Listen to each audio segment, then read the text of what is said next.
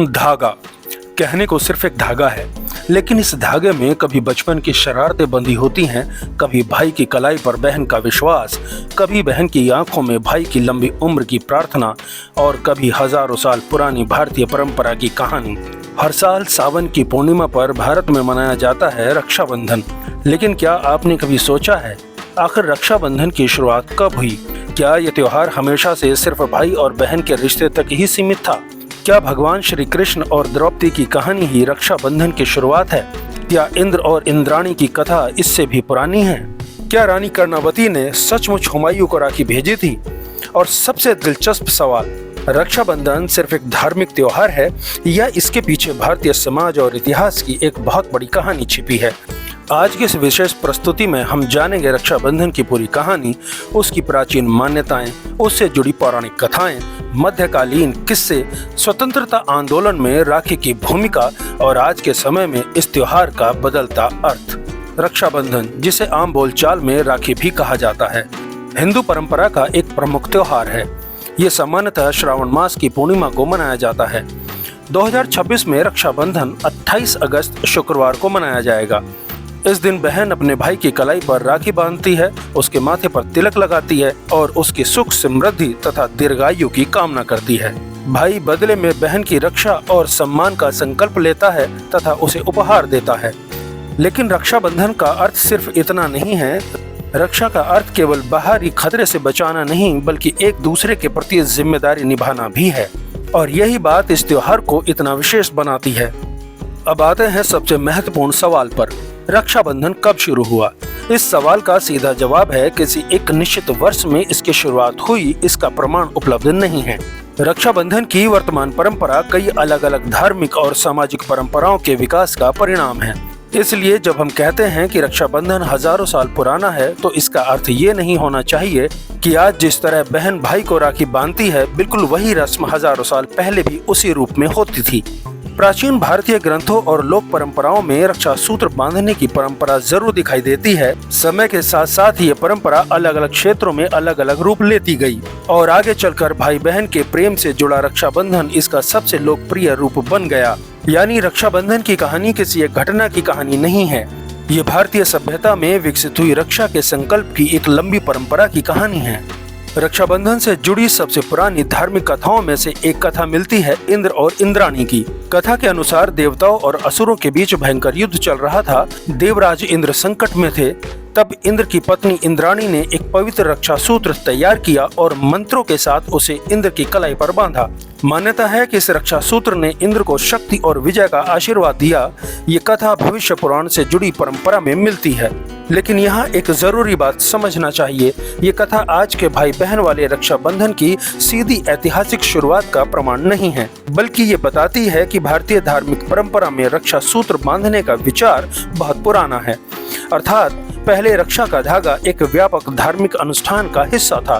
बाद के समय में इसी तरह की परंपराएं सामाजिक और पारिवारिक रिश्तों से जुड़ती चली गईं।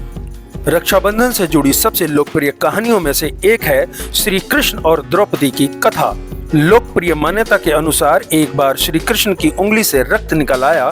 द्रौपदी ने तुरंत अपनी साड़ी का एक दुपट्टा फाड़कर कृष्ण की उंगली पर बांध दिया। कहा जाता है कि उस स्नेह और अपनत्व के बदले श्री कृष्ण ने द्रौपदी की रक्षा का वचन दिया। बाद में जब महाभारत में द्रौपदी का चीरहरण हुआ, तब श्री कृष्ण ने उसकी लाज की रक्षा की। ये कथा आज रक्षाबंधन के भाव को समझाने के लिए बहुत लोकप्रिय है। लेकिन इतिहास की दृष्टि से यहाँ भी सावधानी जरूरी है। महाभारत के मूल पाठ में आधुनिक रक्षाबंधन की तरह भाई की कलाई पर राखी बांधने की स्पष्ट रस्म नहीं मिलती। इसलिए कृष्ण द्रौपदी की कथा को रक्षाबंधन की लोकप्रिय धार्मिक व्याख्या के रूप में देखना अधिक उचित है, न कि ये कहना कि इसी घटना के बाद रक्षाबंधन शुरू हुआ। लेकिन इस कथा का संदेश बेहद सुंदर है। रिश्ता केवल जन्म से नहीं, भाव से भी बनता है। द्रौपदी ने कृष्ण को भाई माना और कृष्ण ने उस रिश्ते की मर्यादा निभाई। यही भावना आगे चलकर राखी के प्रतीक के रूप में दिखाई देती है। रक्षाबंधन से जुड़ी एक और कथा है यमराज और यमुना की। लोक परंपरा के अनुसार यमुना ने अपने भाई यमराज को अपने घर बुलाया और उसका स्वागत किया। यमराज अपनी बहन से प्रसन्न हुए और उसे वरदान दिया। इस कथा से भाई बहन के बीच प्रेम, स्नेह और मंगल कामना की परंपरा को जोड़ा जाता है। हालांकि यमुना की ये परंपरा विशेष रूप से भाई दूज से अधिक जुड़ी मानी जाती है। इसलिए इसे सीधे आधुनिक रक्षाबंधन की उत्पत्ति कहना सही नहीं होगा। ये अंतर समझना जरूरी है क्योंकि भारतीय त्योहारों की परंपराएं कई बार एक दूसरे से जुड़ती और प्रभावित होती रहती हैं। अब आती है वो कहानी जिसे आपने शायद कई बार सुना होगा। कहानी है चित्तौड़ की रानी कर्णावती और मुगल बादशाह हुमायूं की। लोकप्रिय कथा के अनुसार जब चित्तौड़ पर संकट आया तो रानी कर्णावती ने हुमायूं को राखी भेजकर मदद मांगी। ये कहानी रक्षाबंधन के इतिहास में बेहद प्रसिद्ध है, लेकिन इतिहासकारों के बीच इस घटना की प्रामाणिकता को लेकर विवाद है, इसलिए इसे निर्विवाद ऐतिहासिक तथ्य की तरह प्रस्तुत करना उचित नहीं है। ये संभव है कि बाद की लोक कथाओं और लोकप्रिय इतिहास लेखन ने इस प्रसंग को रक्षाबंधन की भावना से जोड़कर अधिक प्रसिद्ध किया हो, लेकिन ये कहानी एक महत्वपूर्ण बात जरूर बताती है। राखी का अर्थ केवल सगे भाई बहन तक सीमित नहीं रहा। किसी अपरिचित व्यक्ति को भी राखी बांधकर भाई का रिश्ता बनाया जा सकता है और यहीं से रक्षाबंधन का सामाजिक अर्थ और बड़ा हो जाता है। रक्षाबंधन के इतिहास में एक बेहद महत्वपूर्ण अध्याय आता है। साल 1905 ब्रिटिश सरकार ने बंगाल का विभाजन किया। इस फैसले के विरोध में स्वदेशी आंदोलन तेज हुआ। इसी दौर में रविंद्रनाथ टैगोर ने राखी को सामाजिक एकता के प्रतीक के रूप में इस्तेमाल किया। बंगाल में लोगों ने एक दूसरे की कलाई पर राखी बांधकर एकता और भाईचारे का संदेश दिया। 16 अक्टूबर 1905 को बंगाल विभाजन लागू होने के बाद बंधन दिवस जैसे आयोजनों के माध्यम से लोगों ने सामाजिक एकता प्रदर्शित की। भारत सरकार के आजादी का अमृत महोत्सव से जुड़े अभिलेखों में भी टैगोर द्वारा राखी बंधन के आयोजन का उल्लेख मिलता है। सोचिए, एक ऐसा धागा जो सामान्यतः भाई की कलाई पर बांधा जाता था, वो अंग्रेजी शासन के खिलाफ सामाजिक एकता का प्रतीक बन गया। यानी राखी अब सिर्फ परिवार की नहीं रही, वो कहने लगी हम अलग अलग हो सकते हैं लेकिन हम एक हैं। ये रक्षाबंधन के इतिहास का एक बेहद महत्वपूर्ण मोड़ था। आज रक्षाबंधन का सबसे लोकप्रिय रूप भाई बहन के रिश्ते का त्योहार है, लेकिन इसका मूल भाव इससे भी बड़ा है। रक्षा का अर्थ है एक दूसरे की चिंता करना, सम्मान करना, मुश्किल समय में साथ खड़ा होना और रिश्ते की मर्यादा निभाना। इसलिए आज की राखी सिर्फ भाई से ये नहीं कहती आप मेरी रक्षा कीजिए, बल्कि ये भी कहती है हम दोनों एक दूसरे के सुख दुख में साथ रहेंगे।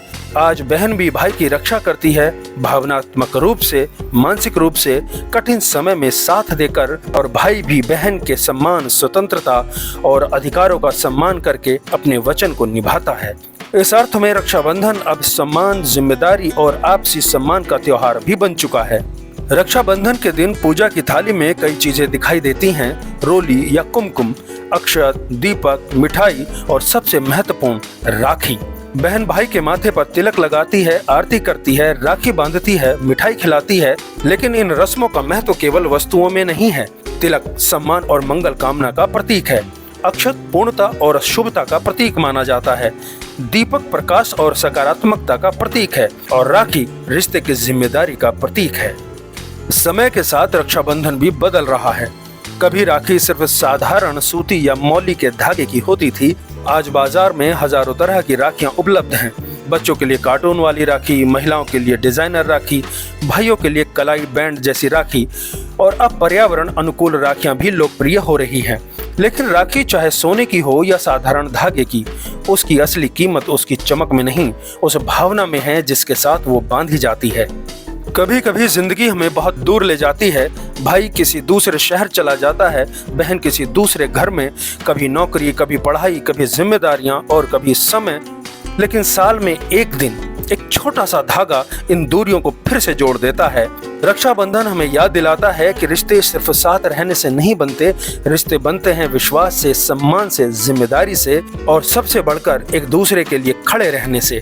इसलिए ये कहना शायद गलत नहीं होगा कि रक्षाबंधन की शुरुआत किसी एक साल में नहीं हुई।